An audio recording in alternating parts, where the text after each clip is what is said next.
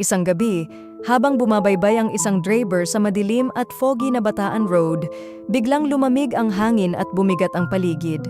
Sa gitna ng makapal na ulap, may aninong babae na puting-puti ang bihis. Nakatayo sa gilid ng kalsada, tila nag-aabang ng masasakyan.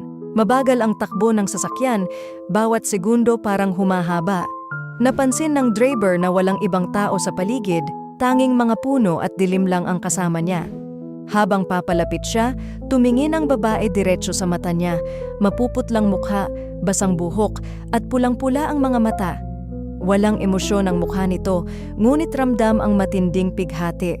Biglang naglaho ang babae sa isang iglap, ngunit naiwan ang malamig na hangin at malakas na bulong. "Huwag kang babalik dito." Napahinto ang driver, nanginginig sa takot, at nang lingunin niya ang likod, tila may mga yapak ng basang paa na nagmamarka sa basang kalsada.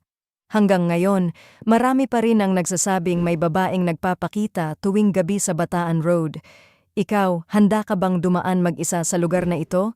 I-like, share at follow kung gusto mo pa ng ganitong kwento.